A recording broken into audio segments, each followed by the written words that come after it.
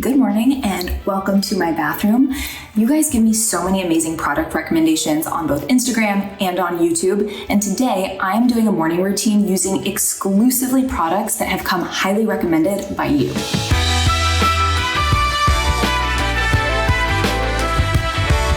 If you are new here, my name is Dr. Sam Ellis and I'm a board-certified dermatologist. I'm here to help you understand your skin and find skincare products that work for you. So if you like what you see, give this video a thumbs up and subscribe to the channel. Before I get into the routine, I do want to mention that this video is sponsored by Dermstore.com, which honestly is so cool because I have been buying my skin and hair care products from Dermstore for so many years. If you want to buy anything that I talk about in this video, you can absolutely shop the links below or purchase from Dermstore.com directly. All right, let's get into the routine. I'm gonna get my hair back in washing mode. I do want to mention some of these products I have tried in the past and some are completely new to me, but everything came with like a seal of approval from multiple followers. So I'm not just picking stuff willy-nilly. This stuff is like cream of the crop. All right, got my hairline protected so that my cowlick doesn't go crazy when it gets wet. Let's get into it. For my first step, I'm going to wash my face. Now, you absolutely do not have to cleanse your face with a specific cleanser in the morning. You can totally just put water on your face, dry your face off, and move on with your skincare routine. I have just found that during pregnancy, I have been loving washing my face in the morning. It just feels a little bit indulgent, and I haven't noticed it drying out my skin at all. If you are prone to dry skin, I would skip the morning cleanse. But if you feel like your skin is oily when you wake up, or you need that step in the morning just to get yourself going, do it. I'm going to start out with the IS Clinical Cleansing Complex. Honestly, I have never seen a more beloved cleanser. Any website you go to, including Dermstore.com, it has hundreds of 5-star reviews. And since I started my Instagram a couple years ago, I cannot tell you how many DMs I have gotten recommending this particular cleanser. I'm gonna get my face wet first. You do not need a lot of water on your face to start out your cleansing routine. Dime-sized amount or so. Does not really have a smell, no fragrance. Just sort of massage that in. I tend to get a little crusty around the eyes. That's just from hopefully just sleeping well, but I like to make sure that that gets removed. So it's always really important that my cleansers won't sting my eyes because I do like to use them pretty up close to my lash line. So I rub that in for 30 seconds. Feels good. And you can see it foams up pretty nicely, but it's not like this big sudsy lather, but it feels nice and slippery on the skin. I'm gonna rinse it off now. All right, so we'll kind of pat that dry. You don't wanna like rub with your towel because that's gonna irritate your skin, and that's actually exfoliating your skin in a way that you probably don't need. It's too aggressive. I do like to leave my skin just a little bit damp so that any moisturizers or serums that I'm applying on next help lock in that water content and leave my skin looking a little more plump and hydrated. Pretty much every morning, the first leave-on skincare product that I use is a topical antioxidant, typically in the form of vitamin C. Now, if you follow me here for a while, you know that I'm a huge fan of the SkinCeuticals CE Ferulic Serum. But today, I'm going to be using the Revision Vitamin C Lotion 30%. This is another vitamin C product that I haven't used probably in like a year, but I absolutely love it. And I kind of forgot about it. And then a few people messaged me about it and I was like, oh yeah, I love that one too. Some of you here might be like, wait, remind me, like, why is vitamin C important or helpful? And really it has been shown to help with a wide variety of skin concerns. So it is collagen stimulatory, meaning that it can make your skin look plumper and help with things like fine lines. It also helps stabilize pigment in your skin and even out your skin tone. So as you can see here, my pregnancy melasma is going a little bit crazy. So anything I can use to even out my skin tone, I'm gonna use it.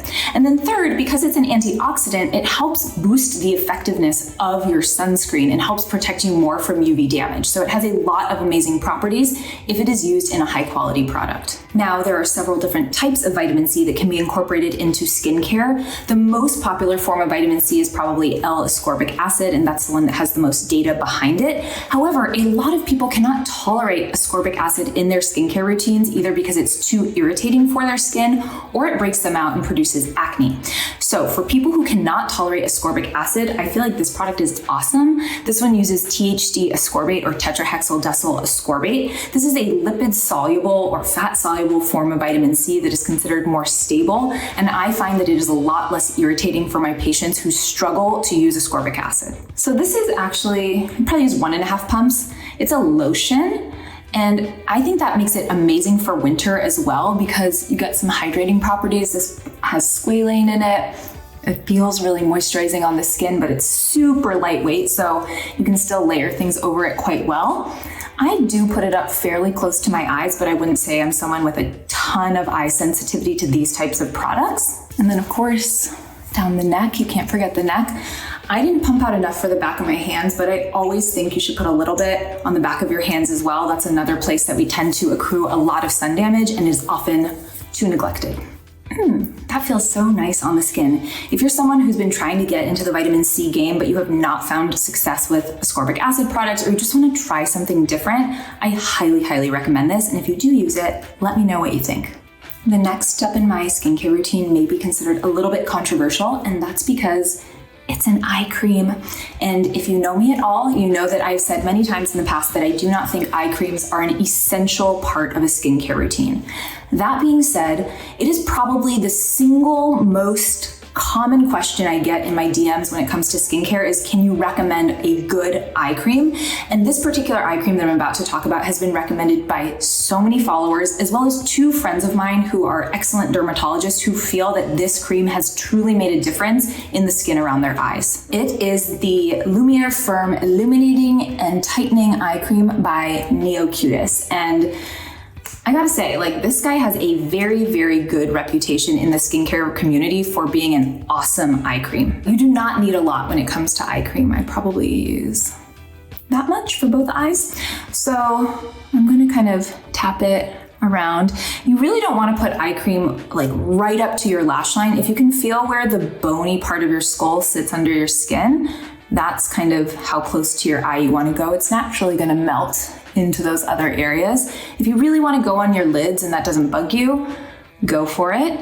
You can be a rubber, you can be a tapper, just be gentle with the skin. But like, I feel like so many people have strong opinions about how to apply eye cream. And like, as long as you're not tugging on your skin and your eyes don't feel irritated after you apply it, you're doing it fine. I gotta say, that does feel super nice around my eyes. I'm gonna have to continue using this for a couple of months to see if it's something I want to keep in my routine. But since I have a baby on the way and I know I'm not gonna be sleeping well, the dark circles and the issues around the eyes are gonna be in full force. So I will use any help that I can get to make the area around my eyes look as bright and youthful and not sleep deprived as possible.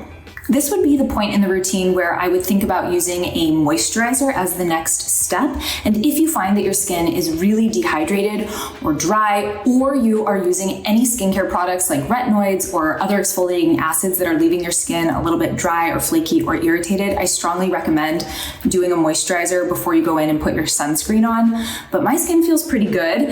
I also used that vitamin C lotion, which felt quite hydrating. And so I am going to skip moisturizer and move straight onto sunscreen for my face. The sunscreen that I'm going to be applying today is the Elta MD UV Facial Broad Spectrum SPF 30 sunscreen. And this sunscreen holds a very special place in my heart because I think it is the first sunscreen that I could ever get my mother-in-law to wear, and I love her so much and I wanted her to protect her skin. And half the battle of getting someone to start wearing sunscreen is finding a product that they really like to use. And she gave me such awesome feedback about this one that I have since used many, many jars of it. The fact that it's 4 ounces is amazing because you can use this product a lot and be very generous with it. And I feel like sometimes people are a little stingy with the sunscreen application, but I'll show you. It's great. This is a fairly fresh jar and you can see it's this like thick, creamy, oh, that's my middle finger. Oops, thick, creamy consistency. And yes, like I said, don't be stingy with the application. This is a hybrid sunscreen, meaning that it has both chemical or organic UV filters as well as zinc as the UV filters in there. So I find that these hybrid sunscreens are actually excellent for people who want to use zinc in their products but feel like a lot of zinc exclusive products or products that just have zinc and titanium dioxide are too white on their skin. But you can see it rubs in super well. This is always hard to do in the camera, but look at that. It just gives this like beautiful, glowy, look to the skin, and it feels so moisturizing and hydrating. So if you're a dry skin gal like me, I think you will love this. Ulta MD makes so many good sunscreens, but I feel like this one just doesn't get talked about that much, and it deserves more hype. After I put on my facial sunscreen, I will always go in with a lip sunscreen. So the lips are often very neglected when it comes to UV protection, but you can get skin cancer on your lips. So it is really important that you protect those areas as well. The Jane Iredale Lip Drink Lip Balm. This is a tried and true for me. I love this. It's SPF 15 and it comes in clear, but also comes in color. So this is the shade Flirt. It just has like a very light pinky nude tint to it.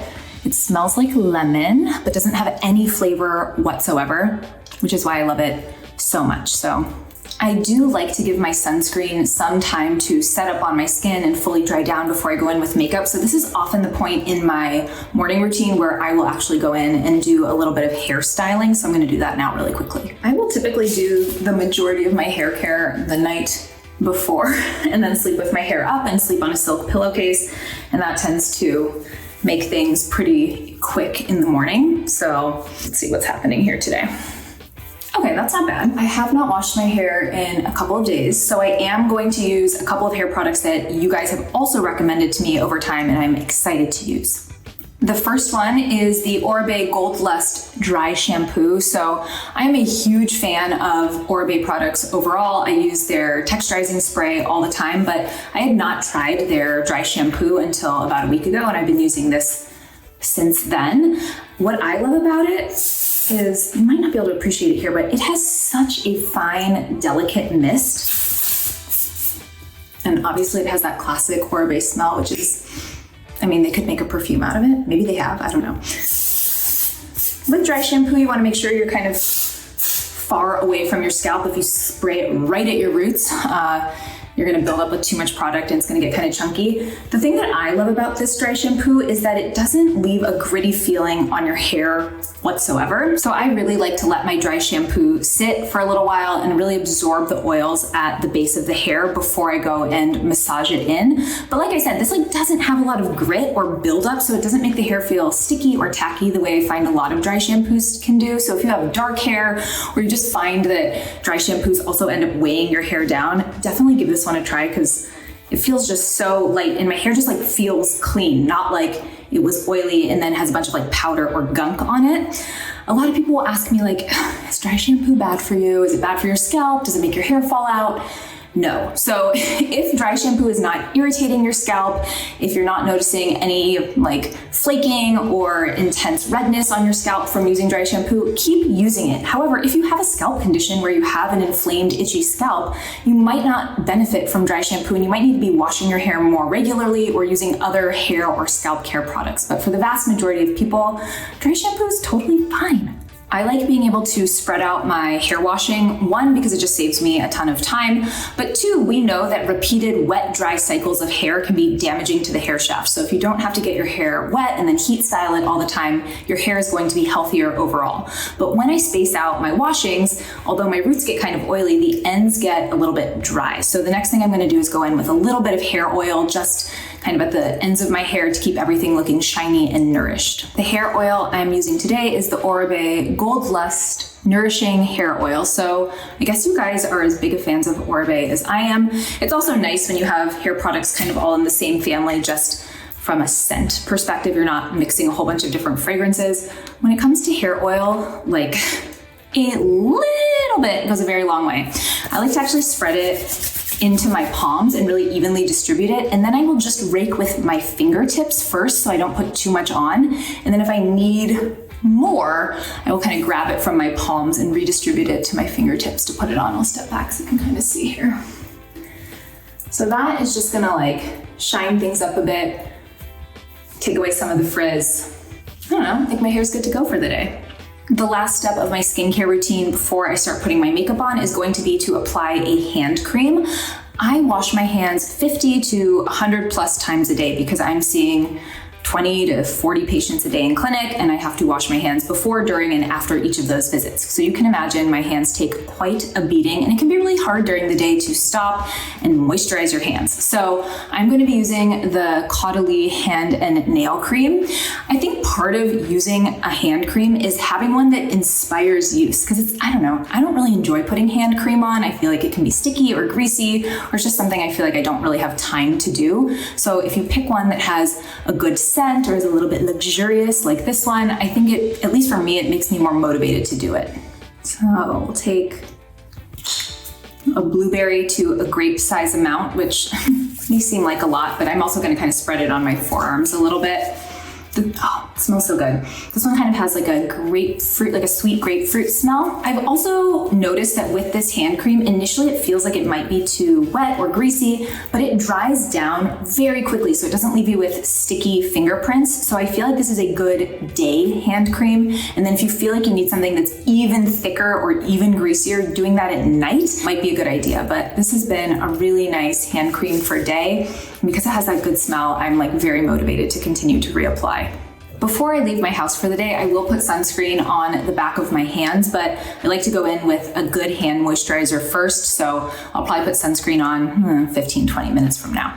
All right, that is my morning skincare and hair care routine using exclusively products that came highly recommended by you guys. I think you guys have great taste because my skin feels amazing right now, and I think, you know, for 3-day hair, this is not doing too bad either.